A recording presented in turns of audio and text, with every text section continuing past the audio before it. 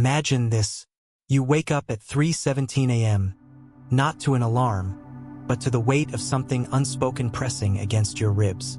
The room is silent, but your mind is loud. A chorus of half-finished projects, abandoned dreams, and the quiet, gnawing sense that you should be doing more. You scroll through your phone, not to find anything, but to escape the thought that's been following you for years. What happened to me? You were supposed to be different. You were the one with potential, the kind teachers whispered about, the one friends envied, the one who carried a quiet certainty that greatness was inevitable. But somewhere along the way, the fire dimmed. Now you call it laziness. You blame your lack of discipline, your distractions, your inability to just start. But what if you're wrong? What if you're not lazy at all? What if this paralysis isn't a failure of willpower, but something far deeper, something ancient, something human? What if the exhaustion you feel isn't from doing too little, but from mourning the person you thought you'd become? Consider the contradiction. You ache to create, to build, to matter, yet you freeze at the threshold of action. You crave purpose, yet you sabotage your own progress. Society calls this laziness. Psychology calls it executive dysfunction. But philosophy whispers something else. This is grief. Grief for a life unlived. Grief for the versions of yourself that never got to breathe. Why does potential feel so heavy once it's untapped? Why does the gap between who you are and who you could be hurt more than any failure? And most importantly, what if the key to moving forward isn't forcing productivity, but first facing what you've lost? The answer lies in a truth you've been running from. Let's uncover it. You call it procrastination. You call it burnout. You call it fear. But beneath these labels, something far more profound is at work. A silent war between who you are and who you believed you would be. Carl Jung called this the shadow, the parts of ourselves we refuse to acknowledge, the unlived lives that haunt us. Friedrich Nietzsche warned of the spirit of gravity, the crushing weight of you-should that pins us to the earth. And Viktor Frankl, who survived the unimaginable, wrote that the greatest human suffering is not pain itself, but the loss of meaning, the collapse of a future you once thought certain. This is not mere laziness. This is the dissonance between expectation and reality, between the grand narrative you were handed, you can be anything, and the slow, grinding truth that time is finite, that choices are irreversible, that potential is not a guarantee, but a gamble. Society feeds you a myth that talent plus effort equals inevitable success. But what happens when effort doesn't yield the expected return? When the world doesn't bend to your will? When the person you imagined at 20 looks nothing like the person staring back at you at 30? You don't just feel disappointment, you feel betrayal. By life. By yourself. Arthur Schopenhauer saw it clearly: man can do what he wills, but he cannot will what he wills. You are not entirely in control of your desires, your motivations, or the invisible forces that shape your ambition. Jean-Paul Sartre insisted we are condemned to be free, but what if freedom is the very thing that paralyzes us? Too many paths, too many possible selves, and the crushing fear of choosing wrong. And so you stall. You distract. You numb. Not because you don't care, but because you care too much, because the gap between dream and reality is too painful to face head-on. This is not a productivity problem.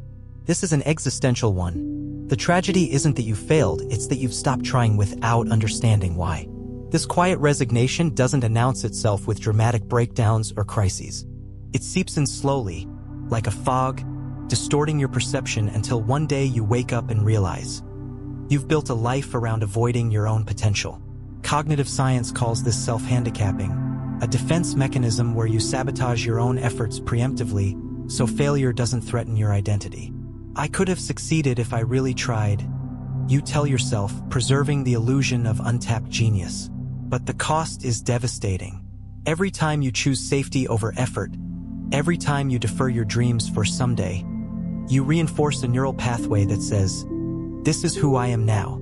Culturally, we've been conditioned to mistake motion for progress.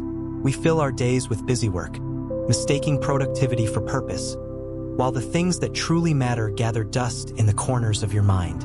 Aldous Huxley warned of this in Brave New World, not a dystopia of overt oppression, but one of self-imposed distraction, where people are pacified by comfort and trivial pursuits. And so you exist in a liminal space, neither fully surrendering your dreams nor pursuing them, stranded in what psychologists term the middle zone. It's a purgatory of your own making, where the fear of failure is eclipsed only by the terror of succeeding and realizing it wasn't enough.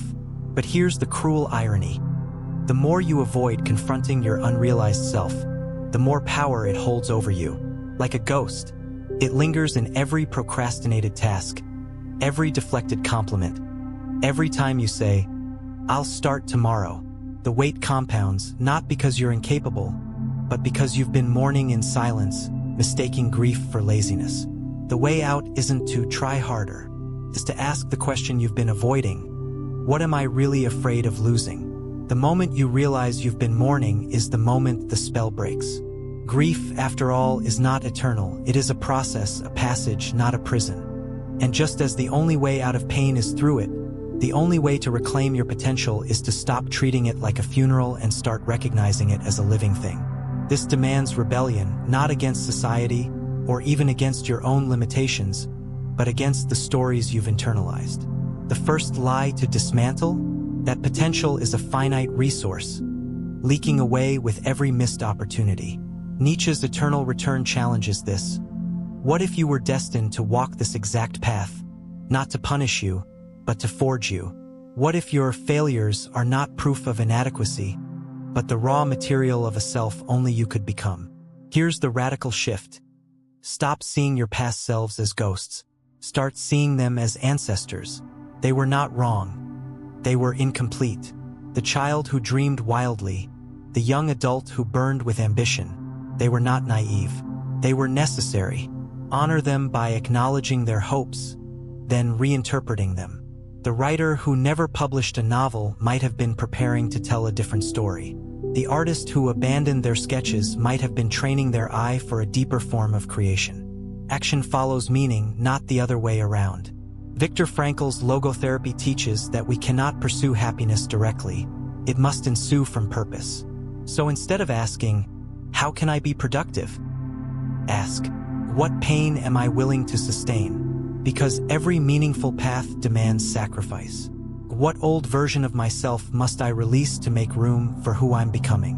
If I accepted that my potential is not a single towering peak, but a range of possible mountains, which one would I climb next? This is how you break the paralysis. Not by chasing your past potential, but by redefining it not as a lost ideal but as a compass. Here is the secret you've been waiting for. The truth that rearranges everything. You were never meant to live up to your potential. The very concept is a trick of the mind, a seductive illusion that chains you to an imaginary future while robbing you of the present. Potential is not a destination, it is a horizon, always receding as you move toward it. The person you mourn was never real.